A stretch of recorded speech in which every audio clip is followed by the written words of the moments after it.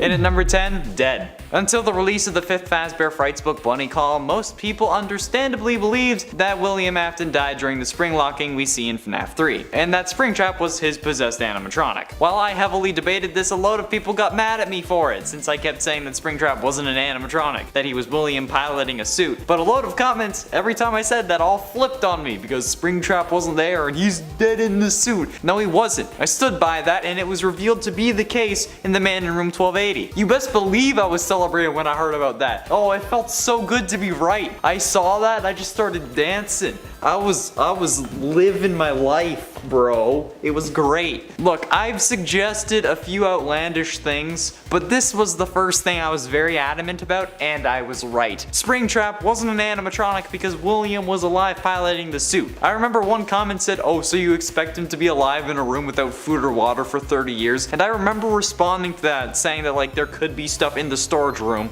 or, you know, because someone living for 30 years is totally unrealistic in a series about animatronics possessed by dead kids. Then at 9, Springtrap. When Springtrap was introduced in FNAF 6, it confused a lot of people. I mean, his body structure made him look like a totally different animatronic. And this led a lot of people to believe that this was actually a different person. That Springtrap was Michael and William was Springtrap, or the other way around. That William was Springtrap but Michael was Springtrap. And that's not the first time this has happened either. But I'll get to that. The final monologue secured Springtrap as William, since Henry says, "For most of you, I believe there is peace and perhaps more waiting for you after the smoke clears. Although for one of you, the darkest pit of hell is open to swallow you whole. So don't keep the devil waiting, old friend." Which is obviously a reference to William, since Michael is not an old friend of Henry. At least I don't think so. And I don't think he should be going to hell. Although it'd be nice to see him there. We could like party. That's my only dance move. It used to be this, but now it's this. And at 8, Survivor. William always comes back. It's one of his defining features. But we predicted William's survival of the FNAF 6 fire thanks to some very clever redditors. Some theorists noticed that the final monologue in FNAF 6 had engulfed the animatronics in flames. Well, all of them aside from one Sir William Afton, Springtrap, who was instead in front of the flames. This was proven to be true in Fazbear Frights Book 5, Man in Room 1280, where William lays in the hospital in a coma after the fire, with horrific burns all over his body and the Springtrap suit no longer surrounding him, so the fire must have caught him to cause that severe of damage. Although we had thought that he had escaped mostly unscathed. William only dies after being brought to a Fazbear warehouse when he then explodes violently all over a pastor who wants to grant him his last request. And at 7, Midnight Motorist. The Midnight Motorist minigame is probably the biggest confusion point for anyone trying to figure out FNAF 6. Until this point, the game is clear and concise, providing us with explanations for plenty of other things in the series, like the other characters' masks during FNAF 3's Happiest Day minigame. But while the secret of Midnight Motorist has yet to be mentioned, the game itself is very interesting, since in the game files, Midnight Motorist isn't called Midnight Motorist, it's called Later That Night. And considering how we know the guy who killed Charlotte drives a purple car, and it happened at night, this only goes to further that theory. And the Later That Night could just be his drive home. I mean, he is driving fairly frantically, like maybe someone had seen him. And in the secret, we do rush to see if our child is home, so maybe we thought that we saw our kid. So we rush home to hope he didn't see us, but he isn't there. But honestly, my dad drives like this on the highway sometimes. There was at one point, he was driving me home, and there was an airport taxi. He was swerving all over the highway. My dad ended up boxing him in. He was stuck behind a car. He was stuck behind a car in front of him, and then this was us beside him. So he ends up swerving right in front of us. He cuts hard across 4 lanes of traffic to get off to the exit, and my dad has to swerve, and we almost hit the median. It was my closest near-death experience, that I remember at least. Apparently, as a toddler, I tried to run out onto the street. I've known the world was cruel since day one. And at 6, First Victim. Until the release of Ultimate Custom Night, we thought we knew the order in which William had killed his victims, with the first one being Charlotte, Henry's daughter outside the pizzeria before he started using the golden Bonnie suit, and that she gave life to the other animatronics. I mean, it made complete sense. It explained why the kill was so different and how the Give Life minigame worked, but now, thanks to Ultimate Custom Night, we know that Chica was the first victim. Susie, Really? Why? Honestly, it makes me mad because the series made so much more sense when the first victim was Charlotte, and it could have helped us get an idea of William's motivation since Charlotte is a more significant kill than Susie. My sister has been watching a lot of Criminal Minds, so I feel like I've picked up on a few things. But unfortunately, that isn't the case anymore. We were proven wrong thanks to Scott and his love for complete and utter chaos. Halfway through into number 5, Phone Guy. Ah yes, the original theory. The one that started us all on the path to dedicating too much of our time to uncovering the hidden secrets of Five Nights at Freddy's. Oh, just MatPat and I? In all seriousness, this is the theory that got me to look closer to the Five Nights series. And if MatPat hadn't suggested that Phone Guy was the purple guy, the series I don't think would have expanded as much as it did. This theory came from several factors. One was that the Phone Guy openly admits his love for Foxy, which we can see with Purple Guy smiling during the Foxy Go Go Go minigame. Phone Guy also admits his distrust of the puppet, who we at the time assumed to be the first victim, and the first animatronic with sentience. So Phone Guy describing it as always thinking certainly would put some suspicion on him. The object in Purple Guy's hand also took the rough shape of a phone, at least for 8-bit standards. All of this evidence led us to the conclusion that Phone Guy was the purple guy, and honestly, I think that's what Scott originally intended, until he decided to expand the series with some books that introduced William Afton as a character into the series. From that point on, just like William, Scott's ideas changed. And at 4, Mustard Man. The Mustard Man is the character we play as in the Midnight Motorist minigame, one that we can only see if we take a secret exit around halfway through the playtest, where we get out of the car and try to go into a location called Junior's and then head home to find that our son has broken his window and escaped his room. The most confusing part of FNAF 6 though has to be this fan named Mustard Man. No character until this point had been associated with that color. It was even made explicitly clear in the Freddy files that your character in this minigame isn't purple. There are two prevailing theories about this guy though. One states that this is William Afton before he started killing or something similar, because the minigame and his secret don't have to be at the same time. He could have been driving and the minigame could be like a flashback. The other is that this could in fact be Henry, the father of Charlotte. I mean, there isn't really much to go off of, only that it may be William because of the two sons, one watching TV wearing a gray shirt like Mike from the FNAF 4 minigames, who then goes back home to watch Immortal and the Restless after work in sister location, and the similar color of like the Mustard Man with the I will put you back together text color from FNAF 4, but it may also be Henry's home because there are footprints outside the window which look an awful lot like Glitchtrap's feet, but Glitchtrap is again just sentient code. We also never hear about Henry having more kids than Charlotte. It's weird. Also, I'm glad Charlotte's gone because it doesn't feel as weird when I say Charlotte was murdered. Getting close to the end into number 3, Mic Trap. The Mic Trap theory came on the rise after Sister Location's secret ending, where Michael makes his speech of, "Father, it's me, Michael. I did it. I found it. It was right where you said it would be. They were all there. They didn't recognize me at first, but then they thought I was you. And I found her. I put her back together, just like you asked me to. She's free now, but something is wrong with me. I should be dead, but I'm not. I've been living in the shadows. There's only one thing left for me to do now. I'm going to come find you." After saying, "I'm going to come find you" again, Springtrap appears at a burnt Fazbear Fright. Why does this cause such a debate? Because some fans assumed that Springtrap appearing meant it was Springtrap who was talking, causing them to think that Mike was in fact the one in the Springtrap suit, hence the name Mic Trap. This however was simply to illustrate that Springtrap survived the fire and that he was in fact findable. Since Scott said in a Reddit/Steam post to check out MatPat's conclusion on the debate, and MatPat had concluded that it was Springtrap. Since in FNAF 2's minigame he was able to drive, and if he was Michael, I mean, like, how could we be playing as him in Sister Location?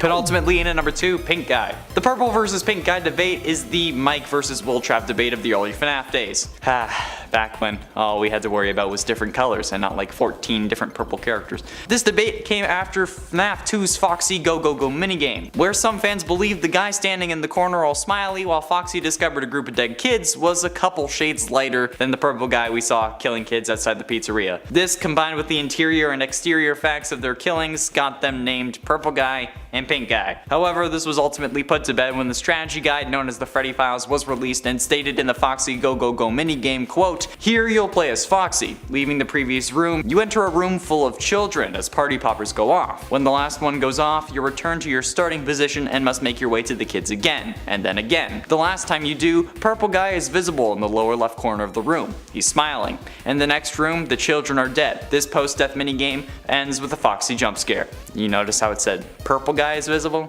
There you go. Finally, in at number 1, Hell. Ah yes.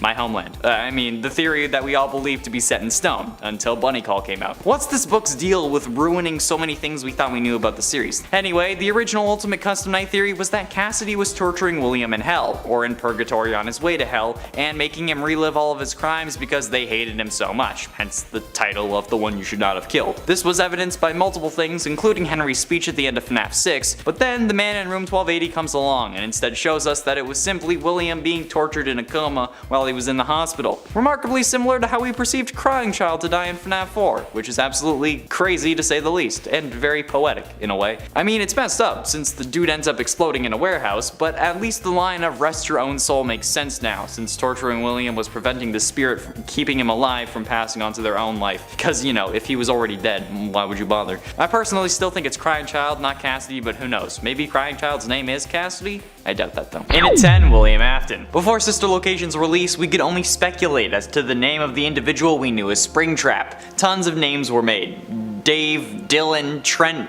Kyle, Steven, you name it, and someone had claimed that this was Springtrap's name. However, the introduction of Springtrap's true identity, William Afton, was actually in the FNAF novels, more particularly The Silver Eyes, the first novel in the series. This was mostly shown to the masses by Matt Pat and his theory on the subject, but the response was actually practically divided, with a load of people glad that we finally at least had some form of canon name for the character, and others upset because Matt Pat had used the books for his theory, which don't share the same continuity as the games, despite sharing the same canon of Five Nights at Freddy's. This theory, however, was ultimately confirmed to be true during Sister Location's starting scene, where we first hear Afton speak, talking about Baby's various features. There's no doubting what you've achieved on a technical level. These are clearly state-of-the-art. There are just certain design choices that were made for these robots that we don't fully understand. We were hoping that you could shed some light on those. She can dance. She can sing. She's equipped with a built-in helium tank for inflating balloons right at her fingertips. She can take song requests. She can even dispense ice cream. With all due respect, those aren't the design choices we were curious about, Mr. Afton.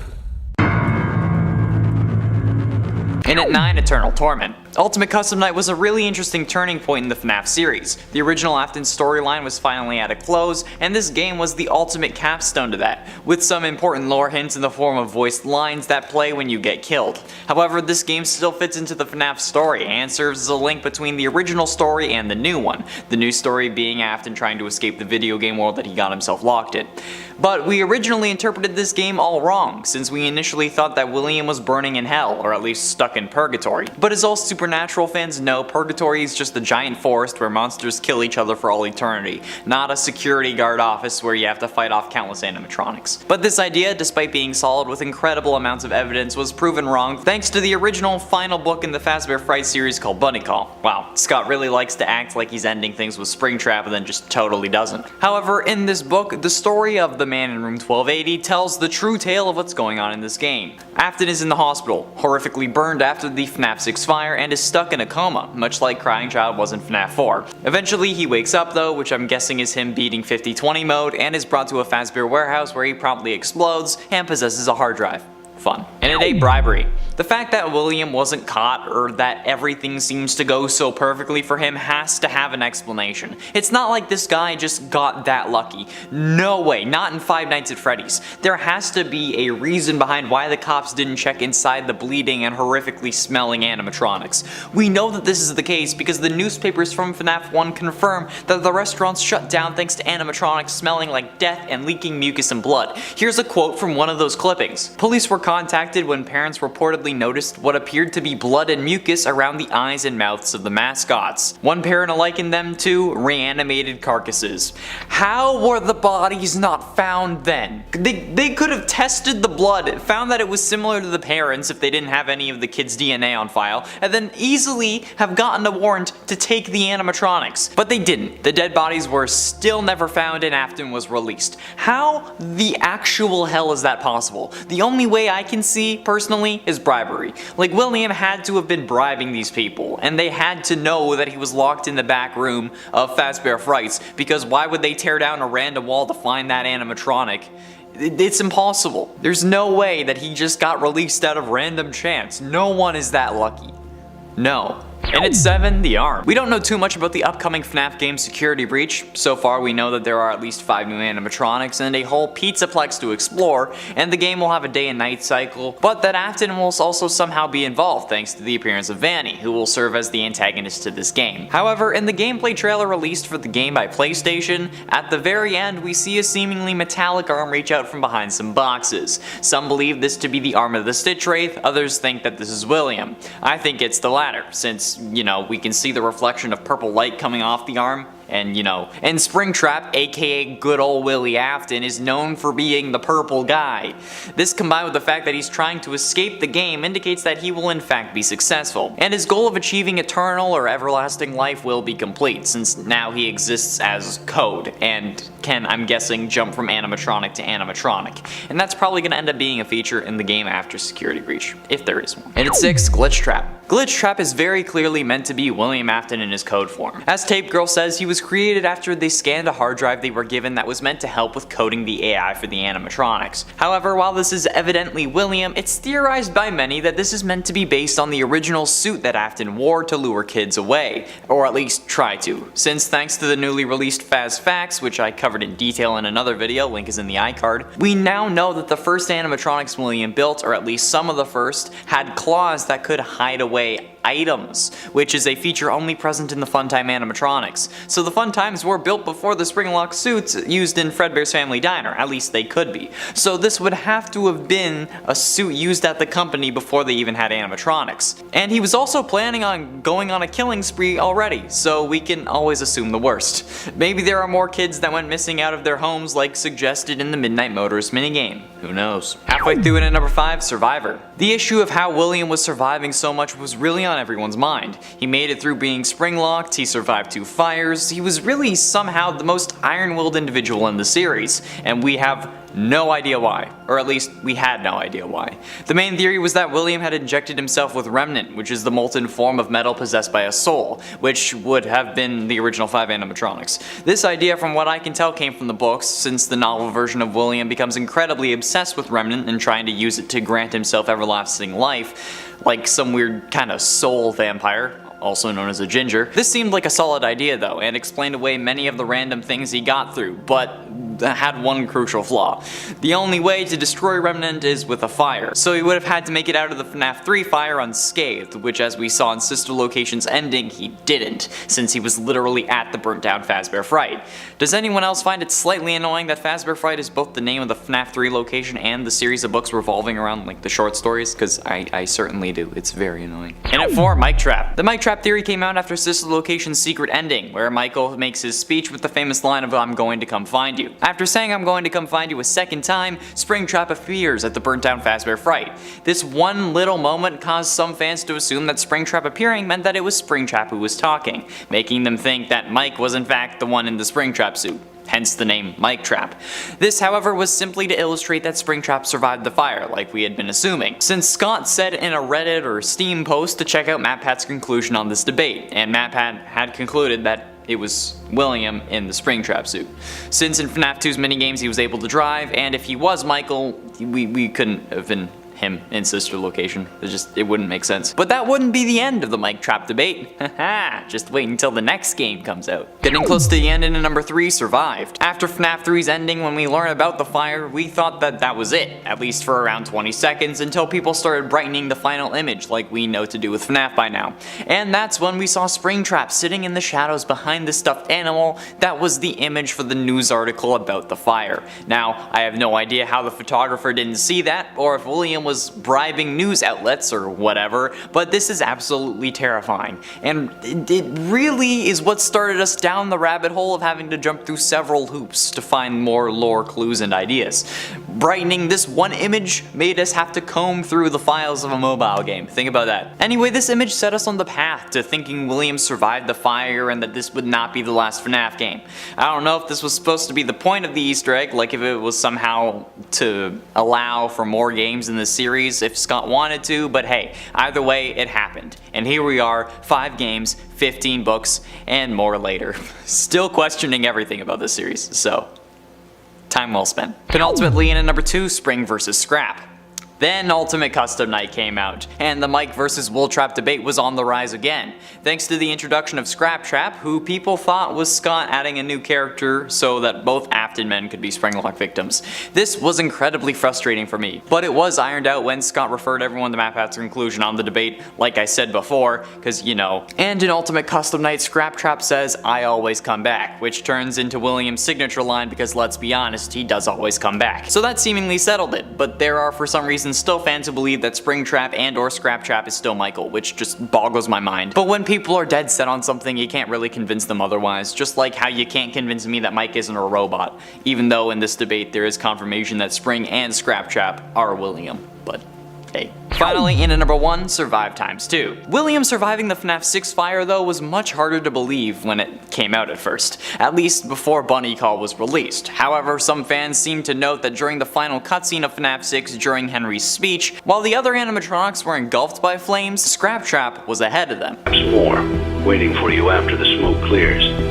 Although for one of you, the darkest pit of hell has opened to swallow you whole. So don't keep the devil waiting, old friend. This was especially hard to believe given that we thought Ultimate Custom Night took place in hell, which is really impossible to go to unless you die. Well, with me being the exception. I party with Satan on the regular. He strangely can't hold his liquor. Either way, this was all proven to be true when Bunny Call was released and William was in the hospital in room 1280, which I have to say has got to be one of the biggest trolls in the entire series, or like at least like one of them. Because like, come on Scott, really? You had to do that to me? To us? Yeah, thank you, Scott. And at 10, Reluctant Tape Girl. The concept of Glitchtrap invading minds has been around since before the announcement of Security Breach, and more so the idea that Tape Girl was one of his first victims of this Glitchtrap brain virus. Jeremy would have been the first one, however he cut his own face off using a guillotine paper cutter in an attempt to get Glitchtrap out of his head, so Tape Girl I guess would be the first surviving victim, as long as she's still alive. Not only that, but could Tape Girl have been infected and really be Vanny? It's a question that we've all had on our minds, and honestly we don't know if it's the case. It would be nice since it would add this sense of connection to the new killer since we worked with them in Help Wanted, but it's unlikely just based on the voice actor, since Vanny and Tape Girl from my understanding are voiced by two different people. And while this isn't exactly a deal breaker, it's definitely something we should take into consideration. On the contrary, we could say that the new voice actor is because it's Glitchtrap talking through Vanny, as evidenced by her at some points glitching while speaking, as we hear in the Security Breach trailer. And at 9, Glitching Grave.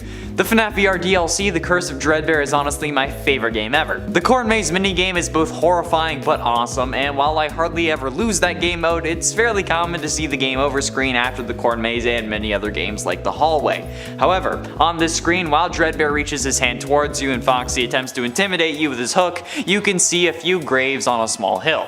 By boundary breaking, we can actually go and see these graves, and if you do, you'll notice something a little odd. A total of 8 graves stand in a circle with one in the middle. Well, like total as in like in total with the one in the middle it's 8 graves. 6 of the outer graves obviously represent the original 6 victims, the missing children who go on to inhabit the original 5 animatronics, Susie, Jeremy, Gabriel, Fritz, and Cassidy, as well as the puppet, Charlotte. Yet the final grave may remain a mystery. But with some educated guessing, we can assume that this additional 7th grave is Jeremy that Glitchtrap took by driving him to chop off his face. The greatest clue, however, is the grave in the middle, that is purple and black and glitching. This is obviously representing William, who is actually dead after the events of the Man in Room 1280, and the final nail in the coffin is the bunny ear texture running across this grave, because, you know, he dresses like a bunny. Hashtag William Afton is a furry. It's a thing. It's canon now. And it ain't meant to lose. Were we meant to lose FNAF VR? Was it rigged against us from the beginning? Is the only way to truly win to not play at all, or by removing the headset before it's too late? Well, based on some Reddit theorists, yes indeed. The main game of FNAF VR is actually kind of hidden, and our main objective is to collect 16 tapes that slowly give us more and more info about what's truly going on behind the scenes. But no matter what tapes we find in what mini games, they always unlock in the same order, 1 to 16, always. No skipping, no finding 16 first, and that's intentional in the game we play since tape 15 tells us not to find all 16, and if we found that one first, then why would we continue? So the game itself sets us up to be kinda screwed. But did it prevent us from winning? Since even if you follow Tape Girl's instructions on tape 16, you end up locked in a room, presumably in your own mind, while Glitchtrap takes over. And if we don't do the ritual properly, we get merged with him anyway. So if anything, we actually are in more control if we don't follow her instructions. But does that mean we win, or were we always meant to lose? And at 7, Bunny Call. The Fazbear Frights book Bunny Call has some shocking implications for the FNAF series, and it relates most to FNAF VR's story when talking about the games. Since in The Man in Room 1280, William requests to be taken to a Fazbear Entertainment storehouse, where he promptly explodes. This would be weird on its own, but then the man who brought him there notices bloody footprints leading towards a shelf. On that shelf is presumably circuit boards, which end up being the same circuit boards scanned to help make the AI in Help Wanted. But this also introduces a virus, an entity that was never supposed to be in the game. That entity, as we learn, is Glitchtrap. But how did this work out so well? How did William's agony or soul end up becoming sentient code in a video game? Even if you possess a hard drive, that doesn't mean you end up becoming the files on that hard drive, right?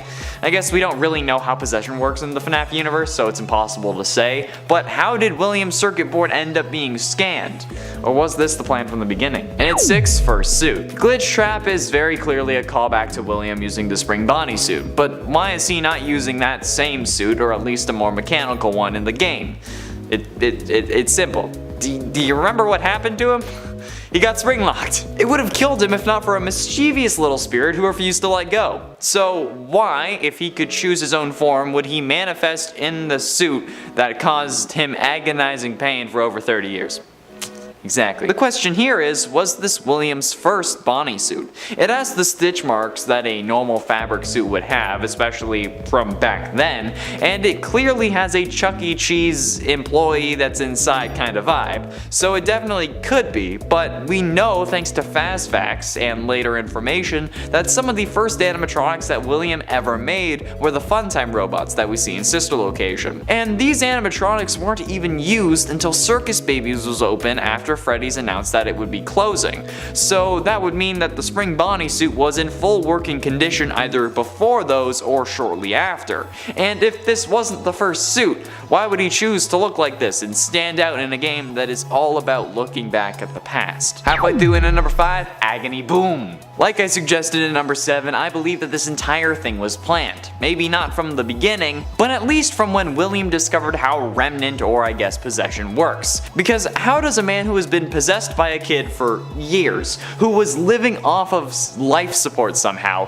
who survived multiple fires and a spring locking, end up randomly exploding when within proximity to something that he needed to continue, I guess, at least in a way, living? Since technically, according to the dictionary definition of alive, William is not alive. But the thing that bothered me about this is that he exploded. Like, how did he just randomly explode? Just spontaneous combustion? Sure, I can get that. You catch on fire, whatever. But spontaneous combustion? No, I don't think it was random. I think that he planned it. That he had a bomb planted inside of him before he was even spring locked. Too many things worked out for him in this sense. Like, why would scanning circuit boards help improve or even make AI for animatronics in a video game? That doesn't make sense. How is it that they scanned the exact board that William had attached himself to? And like, how did any of this work out for him? Because he had planned it out. He put a bomb inside him so that when he could finally die, he would die in agony, allowing his spirit to grab hold of something. He asked to be brought to that warehouse since he knew he had already set in motion the events that would lead to his next incarnation. He planned it all from the beginning. Plus, it explains how he just, randomly exploded. Because that's still a thing. And at 4, the cult. While we were fairly certain that William has a hold on Tape Girl, we know he has a hold on Vanny.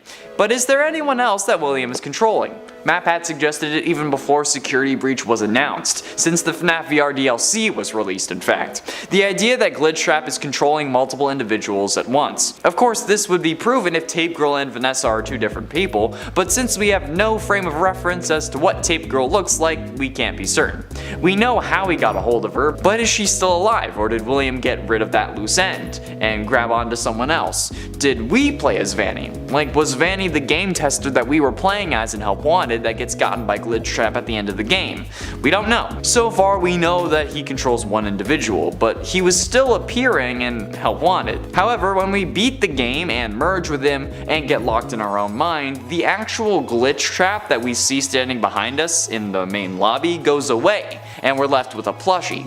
So maybe he isn't powerful enough to manifest in multiple places, and when he's controlling someone he isn't anywhere else. It's an interesting concept, but what do you think? Is Glitchtrap able to control multiple people at once, or just one at a time?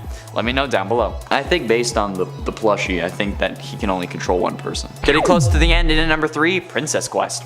Princess Quest is a minigame present on the mobile ports of FNAF VR. They added this minigame as a way to make up for Glitchtrap's absence due to size constraints, cause, you know, FNAF VR was never meant to be on a phone. However, this game features quite a similar theme to the main version that multiple people pointed out. You play as a girl running through a castle lighting braziers, 16 of them to be exact, and when you light the 16th, a horrific abomination appears. This has been discovered to be Glitchtrap still present in the game, since audio from that moment when you speed it up and reverse it says, "I always come back, let me out." And text that is read in code says that signature line of "I always come back." However, I think this can reveal more to us than we thought. You see, we've been questioning if we played as Vanny in FNAF VR or if Tape Girl was Vanny, and I think that this game, that Princess Quest, actually tells us. If this game is meant to represent the whole of Help Wanted, with the 16 braziers representing the 16 tapes and Glitchtrap appearing after you find the 16th, or I guess light the 16th, our character in Princess Quest is in fact female. It's Princess Quest after all. So by proxy, our character in FNAF VR would also be female. So, does that settle it? Are we actually Vanny? Probably. Penultimately, in at number 2, Intended. Tape Girl tells us that Glitchtrap isn't an intentional part of the game, but to me that's a load of BS. Glitchtrap is an odd character, an accidental addition to FNAF VR that somehow ends up interacting with the environment and altering aspects of the game.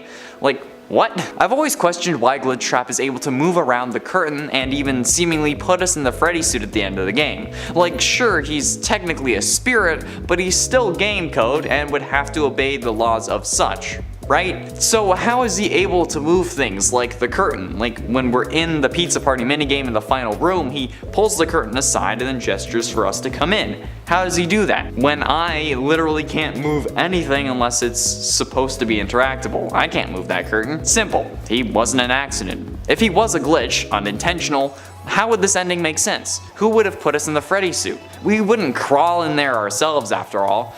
Was there another character there? Did Glitchtrap replace them? No, he didn't. He was actually meant to be there, since you can see this ending without collecting all 16 tapes. And if you don't collect all 16 tapes, he wouldn't be reassembled yet. He wouldn't be able to interact with you. Glitchtrap was an intentional feature of this game, which makes me think, who else does William have under his palm? Yes, I said palm.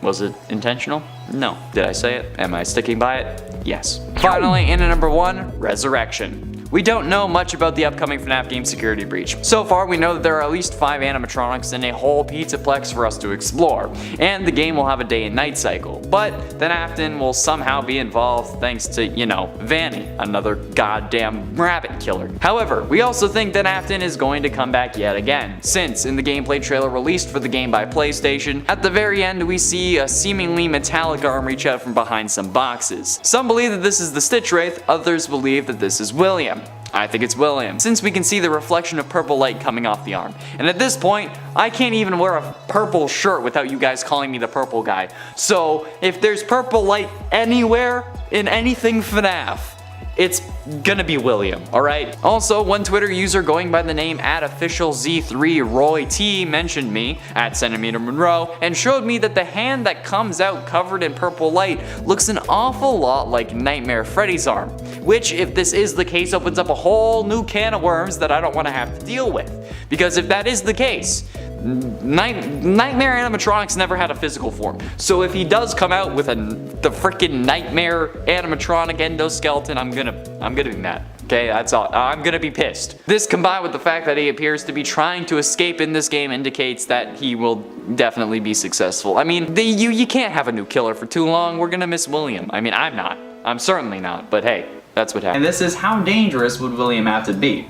I wanted it to be how deadly would he be, but YouTube. Well, going by real world standards, it's difficult to say, since obviously this isn't the world of Five Nights at Freddy's, and I wasn't alive in the 80s when the original killings take place. However, if William did not have access to the technology that he does in the games, he would probably have done significantly less damage. Firstly, his children probably wouldn't have perished, since they both died due to animatronics that were way outside the norm.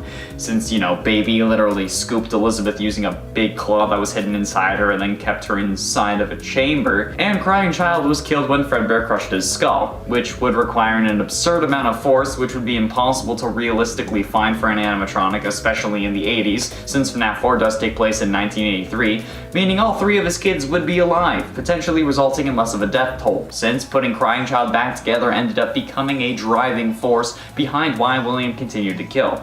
Since while the missing children's incident wasn't until 1985 supposedly, Baby was designed to grab kids long before, since Elizabeth's room was empty in FNAF 4, indicating that she was already scooped by Baby, so he would have had to at least have the idea to kill before 1983. Cause you know.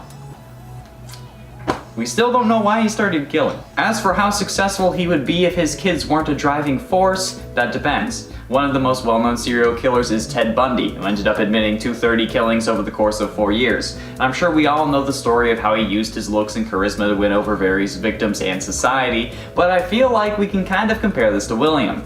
He is in essence doing the same thing, using that Bonnie suit to win over his victims and lure them to the back room when he would then take their life. He was also able to avoid the cops despite being arrested, like we learned from the newspaper clippings in FNAF 1, because he was arrested but released due to the bodies never being found, even though animatronics were leaking mucus and blood. So needless to say, while yes, he would be limited with technology, he would still be able to kill, but I guess in the old-fashioned way, which sounds absolutely horrible. However, what would the cops have done? I feel like they wouldn't have been as bad as the cops from the FNAF universe. Like, the cops in our world wouldn't have been as bad, but I mean, I don't really know. Like, the suits ended up leaking mucus and blood, and it was definitely reported to the police. Again, as we see in the newspaper clippings from FNAF 1, the parents who called it in even akin to the animatronics to reanimated carcasses, which, I mean, does make sense given that they were possessed, but even in our world, if someone called that in, I feel like there would be an investigation. And while the animatronics wouldn't have been possessed in our world, since like I've said before, possession isn't real, but if there is an ongoing investigation or even a closed investigation where bodies were not located, and then there are things in the investigated establishment that are leaking blood, I think that calls for the case to be reopened, or at least someone to go check it out. Somehow though, they either didn't investigate or they did but didn't find a body inside the animatronic, which is highly unlikely because, you know, there would still at least be bones, so I'm pretty sure that they just didn't investigate. However, I'd like to think that in our world they would have been investigated and found the bodies, thus resulting in William being arrested, convicted, and only the original 6 victims having died. Nobody else would have died, and William would have been arrested. At least, I think he would. Obviously, I can't predict the jury, and I can't predict how the verdict would have happened, since, you know, Ted Bundy was also arrested, and he had a trial but managed to evade police for ages, so who knows at this point? There we have it, friends. How dangerous would William Afton be? Not as dangerous, hopefully, since he wouldn't have access to the same technology that he would have in his universe, and hopefully our cops would have been more competent. I'm still mad about those. What other questions should I answer, be it FNAF related or gaming related in general? Be sure you let me know down in the comments. I'm definitely thinking maybe something along the lines of why the doors don't work properly. Okay, not really, but like, you have to admit, the doors make no sense. I don't care if you say, oh, it's electromagnets. No, that's not how they work. They require electricity to actually, like, magnetize things, so it would be the opposite. If they had power, the doors would be up. So, like, my point still stands.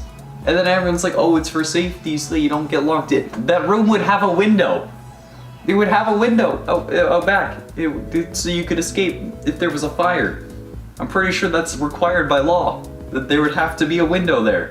So, why don't the doors work? I don't know. Honestly, I can't answer that question because I would just rant the whole time and it would just be a 20-minute video of me ranting. But honestly, It feels like that's something that you guys enjoy because you're still here watching this part, at least I hope, at the very least. I mean alive in like a tangible sense, considering how at the moment he is sentient code. Okay, let's do this. The main question we need to ask is what counts as being alive? Because since maybe even the first game, William has been possessed by the one you should not have killed. One of his victims that ends up possessing him rather than an animatronic. So he's survived quite a lot that would have normally killed him. The Oxford Dictionary defines being alive as, quote, living, not dead. Which I mean is fairly obvious, but I was hoping for something with a little more meat so that I could maybe find a loophole. But by the dictionary definition of alive, no, William Afton is not alive. We are vividly described his explosive death in The Man in Room 1280, the final story from the 5th Fazbear Frights book Bunny Call. But that's not why you clicked on this video. You clicked so that you could yell at me in the comments saying, of course he's alive. This video is pointless. Why did you do this? So maybe there's a way that I can get this video to 10 minutes after all. I mean, we could consider keeping the memory of someone alive being alive, since after all, Henry does his damnedest to make sure that everyone forgets what William did in the FNAF 6 ending, saying, quote, this place will not be remembered, and the memory of everything that started this can finally begin to fade away, as the agony of any tragedy should. But we know the memory doesn't fade, since even after the simulated pizzeria burns down, Fazbear Entertainment is still kicking and still uses what William did to make profit and even strengthen their brand. Like how hotels will make their entire brand about being haunted if enough people say that it is. Like the Queen Mary or even the Farhampton Inn from How I Met Your Mother. They made a whole virtual reality game revolving around William's axe, which features an AI version of him in the form of Springtrap, not even talking about the spirit code version of Glitchtrap. And with the special delivery service, they are also actively shipping out recreations of Springtrap to everyone, even going so far as to make alternate versions like Toxic Springtrap, Clown Springtrap, and The Curse, which I have to admit is probably the most fitting name for the Fazbear Entertainment to give this character. But to them, it isn't a character. He's a real person, a real serial killer. That's like shipping out robotic versions of Ted Bundy or John Wayne Gacy to parents and kids. I say especially him because Clown Springtrap is definitely inspired by John Wayne Gacy, and you know, the similar target of kids. But I mean, like, how incredibly offensive would that be if a company did that in our world? They would be instantly canceled and even investigated to see if that was meant to be a warning or some kind of threat. But from what we know, nothing of the sort has happened to Fazbear Entertainment. And let's be honest, I don't think the Oxford Dictionary takes into account extreme agony possession as a contributing factor when talking about how someone is alive. So does being a sentient AI count as being alive? Well, it depends on the person and their personal definition of being alive. While sentient AI would probably be able to feel and go through some of the living process, such as emotion and whatnot, an AI, sentient or not, has no DNA. It has no cellular structure and doesn't undergo the process of cellular division and replication. It can't heal a wound. I mean, it can't really be damaged. Sentience is the capacity to be aware of feelings and sensations, not to actually be a living organism. Even if they have a body, like one of the animatronics from the games, those aren't alive, despite being aware that they're possessed. Possession isn't living, so no, still, William isn't alive. Now, the really tricky thing to determine is if possessing a living being, as William does with Vanny, would count as being alive. And for this, I feel like we need to look at DID. Dissociative Identity Disorder, formerly known as Multiple Personality Disorder, is a mental health condition. People with DID have 2 or more separate personalities, and these personalities control their behavior at different times. Each identity has its own personal history, traits, likes, and dislikes. Now, I do not experience this or know anyone who does, so if I say something or I get something wrong, I apologize in advance. But this is probably the closest thing we can really get to having a real-world equivalent to what is going on with Vanny and William, since there are now 2 personalities inside of Vanny, who each control their own behavior at different times, as we learn in the FNAF AR emails, where Vanessa will go from googling torture and how to induce compliance in human subjects to help and the migration pattern of bees in seemingly no time, literally searching up flowers one day and how far a human being can be cut in half before losing consciousness the next. This seems to be similar to how DID has been documented and described by those who live with it. I mean, I don't mean like the evil part, I mean the split part and the losing time part, at least from what I've read online, which is probably not perfectly accurate. So while these personalities aren't born from the same mind, they certainly share the same space. Both personalities though, while not having separate bodies, would be considered alive since they have DNA and experience cell division and replication, even if it's not all the time. So in that way, William is considered alive while present in Vanny's mind, but not alive as his coded form of Glitchtrap, or even if he ends up transferring his code into a robot at the end of Security Breach, as has been hinted at with the arm in the end of the gameplay trailer.